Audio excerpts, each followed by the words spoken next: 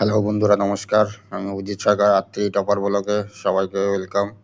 তো আজকে দেখাবো ওয়েব ব্রিজের কাজ। তো ওয়েব ব্রিজে কী কাজ হতে চলেছে সেটা দেখার আছে। তো লাস্ট তক ভিডিওটা দেখো, ইন্টারেস্টিং আছে। তো ওয়েব ব্রিজে কী কী কাজ হবে, কারা কারা আসছে এবং কী কাজ হতে চলেছে। এটা হলো ওয়েব ব্রিজের ইনস্ট্রুমেন্ট, এই বাটখারাগুলো। এটা দিয়ে ওয়েট মাপা হয়। তো ওই যে এখন ওয়েব ব্রিজটা যখন জল দিয়ে পরিষ্কার করে ধোয়া হচ্ছে, তো দেখতে পাচ্ছ ওই যে জল দিচ্ছে, সব সাফাই চলছে। তো এটা হলো ওয়েব ব্রিজের মেশিন, ওয়েট মেশিন, যখন দেখাচ্ছে 13 কিলো 700। তো এটা ক্যালিব্রেশন করা হবে ওয়েব ব্রিজটা। তো ওই ব্রিজটা কীভাবে ক্যালিব্রেশন করা হবে সেটা তোমাদেরকে দেখাবো।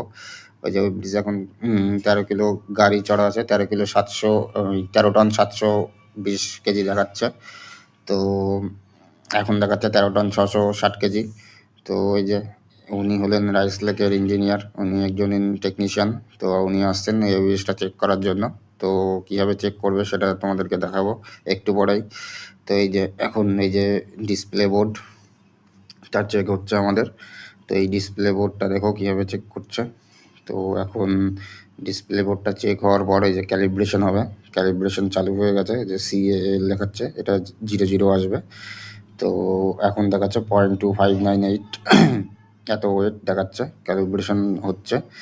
তো ওই ব্রিজের কী কী কাজ কীভাবে করছে, এটাই হলেন ইঞ্জিনিয়ার, টেকনিশিয়ান বা ইঞ্জিনিয়ার।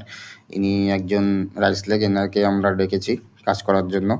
তো এই ক্যালিব্রেশন হয়ে গেছে। তো একটু পরে বাটখারা দিয়ে ওয়েট করা হবে। তো এই যে বাটখারাগুলো, ওই যে বাটখারা সাজানো হচ্ছে এখন ওই যে ওই ব্রিজের ওপরে। তো ওই ব্রিজে যেগুলো সব লেবারকে 10 জন লেবার আছে। তো লেবারগুলো দিয়ে যে ওই ব্রিজের ওপর বাটখারা রাখা হয়েছে। এবার ওয়েট চেক করা হবে, কীভাবে ওয়েট করা হয়।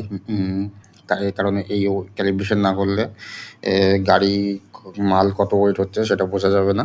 তো এখন দেখো কত টন ওয়েট, এই যে 10 টন ওয়েট দেখাচ্ছে আমাদের মেশিনে, ডিসপ্লে বোর্ডে। তো ওয়েট ক্যালিব্রেশন হয়ে গেছে। এখন এই যে আমি অফিসের মধ্যেই আছি। তো অফিসের মধ্যে এখন ওই যে ডিসপ্লে বোর্ড, মনিটর, ডেস্কটপ সব দেখতে পাচ্ছ, ওই যে ও মেশিন ওয়েট দেখাবে। তো আমার এই ভিডিওগুলো যদি ভালো লেগে থাকে আমার